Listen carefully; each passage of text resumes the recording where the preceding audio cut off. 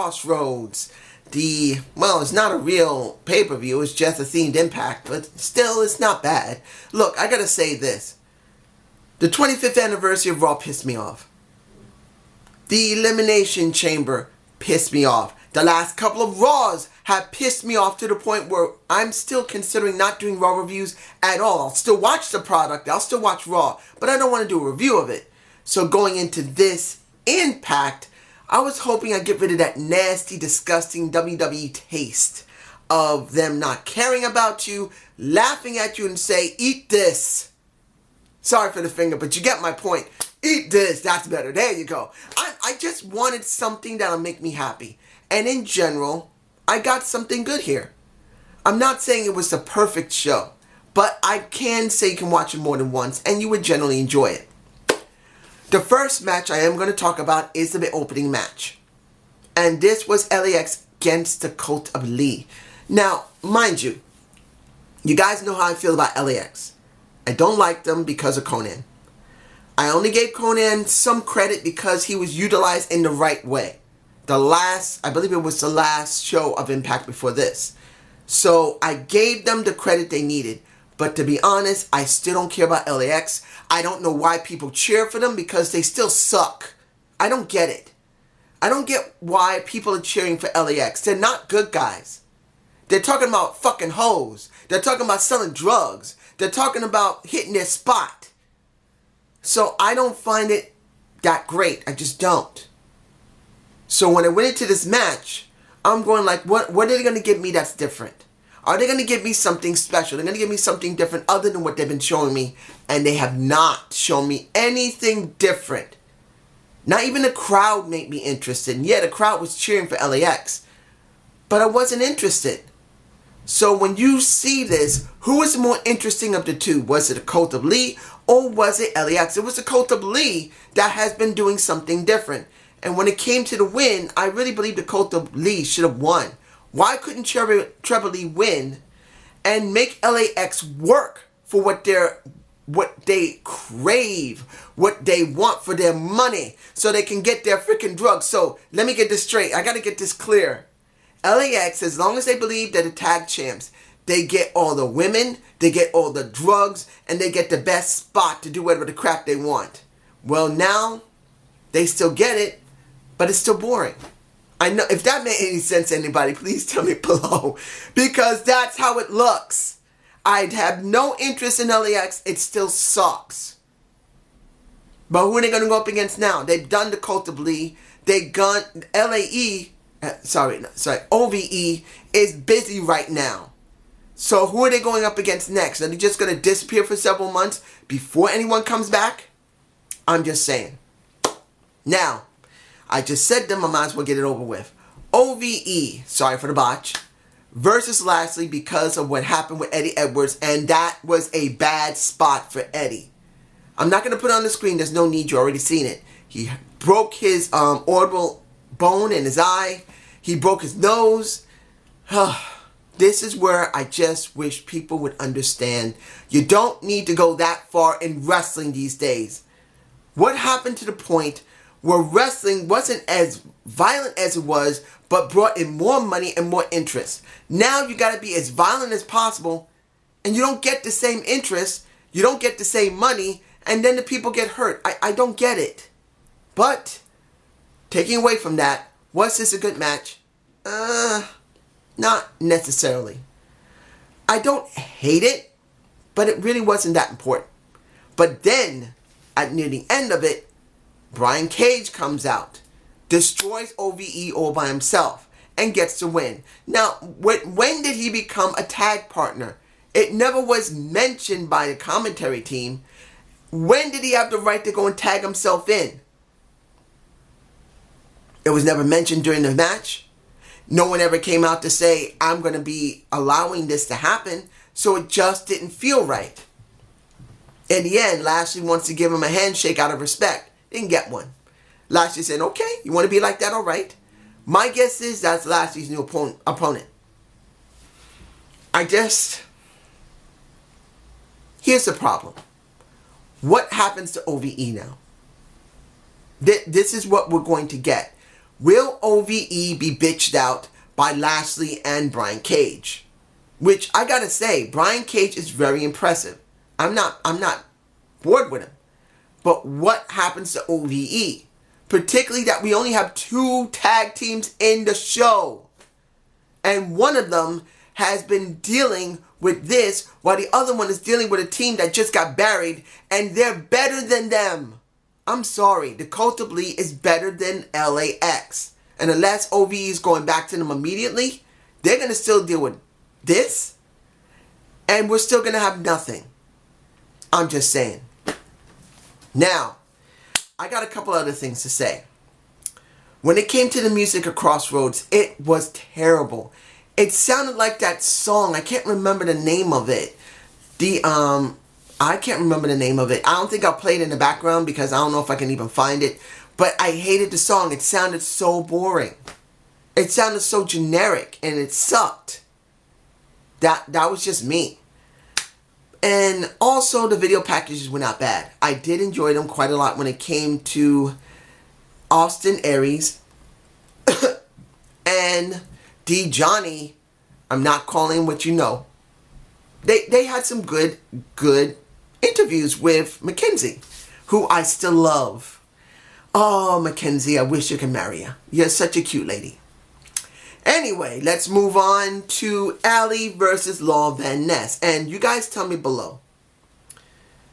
I don't know what it was, but I think Law Van Ness decided to wear either a push-up bra or Wonder bra, something, because she was having a problem with her bra on her right side of her breast. It kept popping out. And I gotta say this, whether it was something wrong with her Wonder bra or a booster breast or whatever she put into her bra, it made those suckers bounce. Those boobs were bouncing, baby. But was this a good match? Yes. It was a very good match, but I gotta say this. Allie didn't sell very well because there were points where she just seemed to just jump up like instant and just attack Law Van Ness. I'm just saying that I would have thought better of her to sell it a little bit better because she's a professional. She just felt like she didn't sell it enough and it was just too easy. So in the end, Allie, I've been wanting to use this picture for a while. If I still have it, it's right there. Allie is now Knockouts champ. Again. Because they said that she's now Knockouts champ for the first time. Or did you generally forget Impact Wrestling? She was Knockouts champions before. When she was dealing with Maria Kanellis Bennett, she actually was champion. So it looks like they've forgotten all about that first run. That it seemed to be nothing because she was nothing at the time. I would have liked them to say that she is a 2-time champ. That would have been better. But they've always gone with the 1 time. And then, I'm not saying that Gail Kim being there wasn't important. But it would have been better if it was in a more proper lighting. And you saw her face more than just briefly seeing her face and just hearing her voice.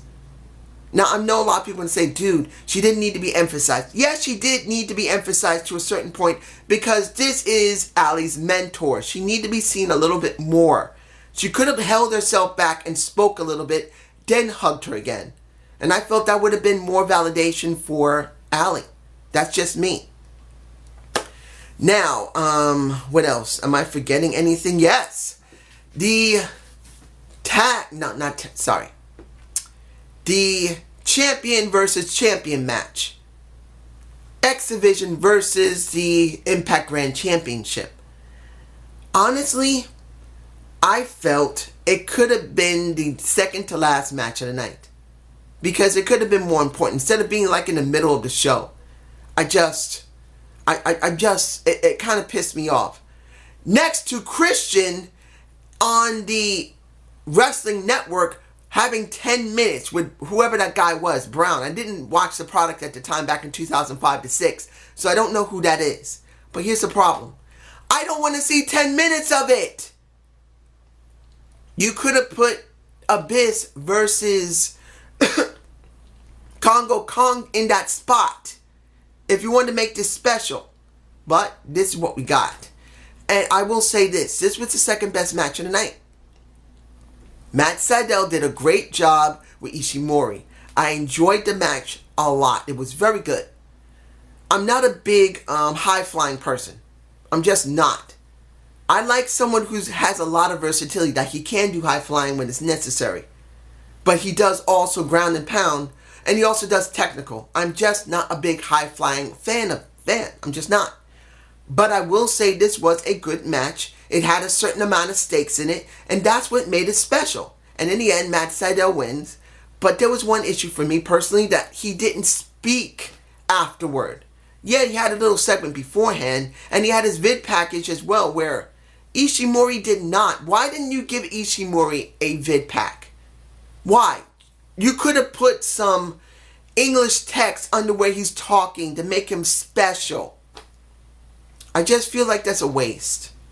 He feels like he's an afterthought, and I don't like that for any wrestler. I don't care if you're Spanish, white, black, Asian. It just feels you're underutilized. But it would have been better if he spoke, and particularly spoke about his spiritual advisor. Who is it? Diamond Dallas Page? Brother Love? Who? It would be interesting to see who it is. It could even be CM Punk I know CM Punk is not coming back to wrestling at all. It would be amazing if he did. Think of it in this respect. I'm painting you guys a picture. What would happen if CM Punk did return to wrestling but went to Impact? Yeah, he ain't going to make any real money there. But let's say he just wanted to feel the tingle of wrestling. You know he isn't going to get any money, but he wants to have a couple of months on a show where he doesn't have to worry about people treating him like shit. So he goes back to Impact like he did years ago. And he becomes the, straight edge society worked in WWE. Why not have straight edge here? It can be used as a spiritual advisor type of thing. Clean living, no drugs, no smoking, no alcohol. Could work. Finally, if I'm forgetting anything, I'm sorry. Finally, the match of the night. Austin Aries versus Johnny. Now, this was not a high-flying match. This was about two guys, generally, who not really interacted much in, I don't know if they actually interacted outside of Impact. Maybe they have. I don't know. If they never have, this was a very special thing, and that's what made it feel something special. They didn't say they didn't meet each other before. So, if this is the first time they're meeting in real truth, it actually was a good meeting. Johnny doing parkour really did help the match. But admittedly, he didn't sell a lot. And I think it kind of took it away a little bit, particularly when he was looking back a lot. I understand you got to look back to see if the guy is going to nail his spot properly. But he kind of looked back a little too much, like he was a little apprehensive if Austin can actually do it with him properly. Now, that's just me. Anyone else, you probably didn't see it, but me personally, that's how I felt. But in the end, it was a good match, but I would have thought something was going to happen. And something did happen. Someone's saying L. AEP comes out. Alberto does come out clapping. Why? Why was he coming out clapping? I would have thought he would do anything to destroy Johnny and destroy Austin Aries to get that freaking title. I would have thought while they were going at it, he would have came out right when the pin was done, beat up on Austin Aries, and then beat up on Johnny. But no, he just claps. It kind of throws me off. Is he a heel? Or is he a face? Not sure. I'm not exactly sure what he is. So, this was a good show. I wasn't angry about it. The only thing that was a general situation for me was one, the music for CrossRoads, every time when they went to commercial, when they started the show, sucked. And LAX winning.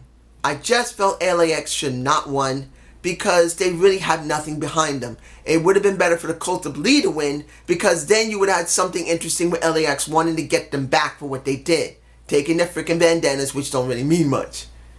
But this is just my point of view. Have a good day, have a good night, and I am going to be doing, I believe, The Last Chancery tomorrow night, if I don't forget. Have a good day. Have a good night. Peace.